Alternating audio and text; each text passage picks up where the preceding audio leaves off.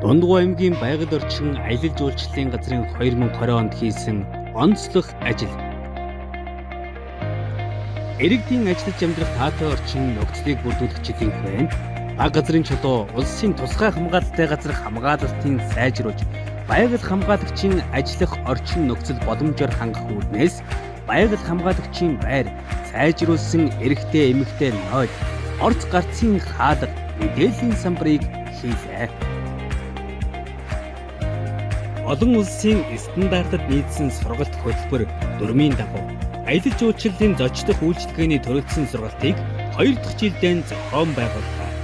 Тус сургалтаар тогооч, зөөгч, бартендер, бариста, хөдөж, тайлбарлагч, угтагч зэрэг нийт 10 төрлөөр 100 гаруй иргэдийг хамруулж сертификат олголоо. Ховонцор, хөнгөн цагаан, лааз, уг төрлийн цаасыг шахаж нягдаршруулах рейслэгч төхөөрөмжийг аймагт анх удаа суурьлуулснаар дээвэрлэлтийн зардлыг 3-аас 5 дахин хөнгөвчлөө. Хөрсний бохирдол халдвар тус өвчнөөс сэргийлэх үүднээс эр хорооллын нүхэн журдан халж стандартын шаардлага хангасан эко-нойлтой болгох сурталчлах зорилгоор сайн цагаан сумын мандал багт оршин суух нэг өрхийг сонгон ус ашиглахгүй үрцээр ажилдаг бионойл өвлийн дулаалтай амбарын хамт иж бүрнээр нь тогтжууллаа.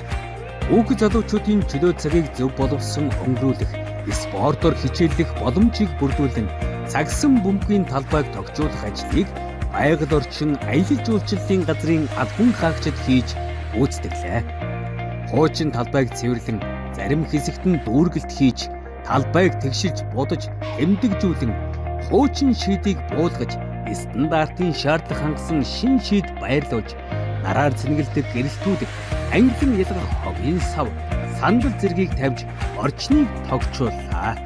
Аймгийн ерөнхий боловсролын сургуулиудын сурагчдын 2 дахь удаагийн эко клубын чуулганыг Мандалгүй хотод ховонцрын хэрэглээг багасгахын урандор зохион байгуулав. Эко клубүүд туршлагаан солилцож, хог хаягдал, ангилан ялгах, ногоон амьдралын хэм маяг сургалтуудад хамрагдаж, ховонцор, хөнгөн цагаан, лааз, уг төрлийн цаасыг шахаж нягдаршуулах рейслэгч төхөөрөмж, бионойл, үзүүлэнгийн байгууламж, мод үржүүлэхийн газартай танилцах аяллыг хийж, мод тарих зэрэг арга хэмжээнүүдэд хамрагдлаа. Чуулганы хүрээнд 15 сумын бүх эко клубын сурагчид 13 төрлийн баг цахим сургалтанд хамрагдаж, энэхүү үйл ажиллагаанд идэвхтэй оролцсон эко клубүүдийг шагнаж урамшууллаа. Байгаль орчноо хайрлан хамгаалах байгалийн баялагын нөөц, наацаас нь хитрүүлэхгүйгээр зохистой хэрэглэх, боловсрол, хүмүүжил, хандлагыг ирээдүйн хойч үеийнхэн төлөвшүүлэх замаар боловсролыг олгох, олон нийтэд сурчлах зорилгоор байгаль орчны тэмдэглэлт өдрүүд болон хоггүй цэвэрхэн Монгол аяны хүрээнд сурагч, гэр бүлүүдийн дунд видео контент, загтал, үдээлийн уралдааныг зарлалаа. Цахим уралдаанд нийт 33 сурагч, багчууд оролцож, байгаль хамгаалахад өөрсдийн дуу хоолойгоо хүргэлээ.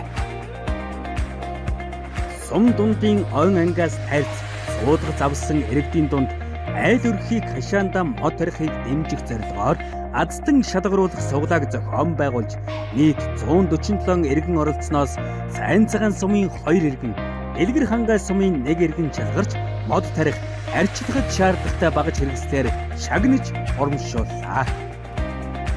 Үндэсний Монгол эцгийг дээдлэгч хамт олон болох зорилт тавин байгууллагын гадна хаягжуулалт, албан хаагчдын өрөөний хаяг, байгууллагаас зохион байгуулдаг үйл ажиллагаа, уралдаан тэмцээний өргөнчлөлийг монгол бичгээр бичиж, хамт олноон болоод олон нийтийг уриалж, албан хаагчид өмнө бичиг сонин тогтмол захиалан уншдаг болсон.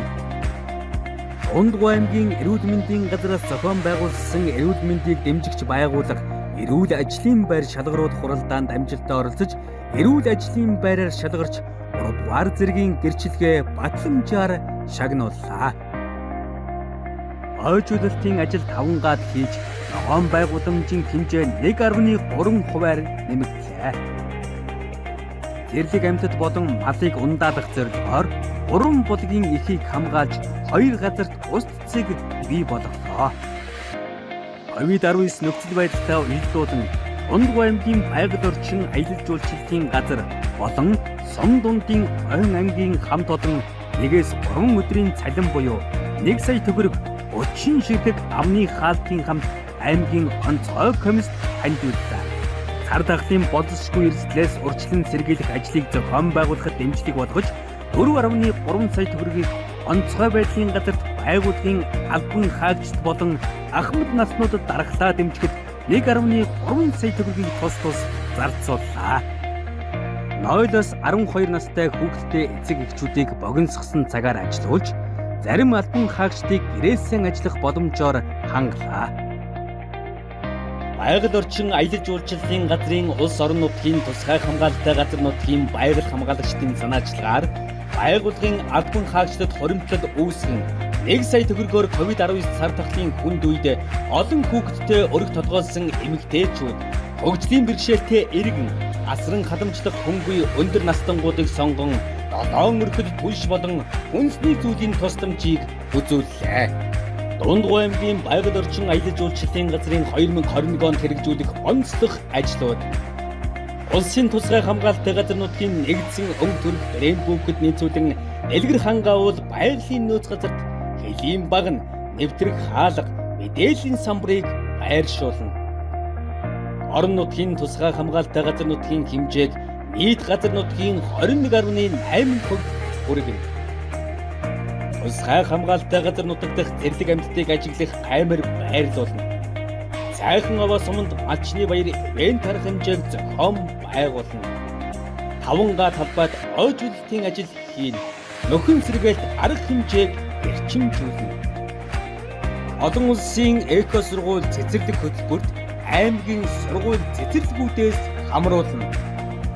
Урбан булгийн эхийг хашиж хамгаалж, усан сан бүхий газарт хамгаалалтын бүс тогтоож, орон нутгийн тусгай хамгаалалтанд авч эмдэгжүүлэлтийн ажлыг зохион байгуулна. Зэрлэг амьтдад зориулж биотехникийн арга хэмжээ авч 2 суманд ус цэг байгуулна. Цагаан зураг байгалийн үзэгсэлэн газарт жуулчдад зориулсан отго төгцөг байгуулна. 2020 онд бидэнтэй хамтран ажилласан эргэн аж ахуй нэгж байгууллага, сурагч багчуудаа баярлалаа.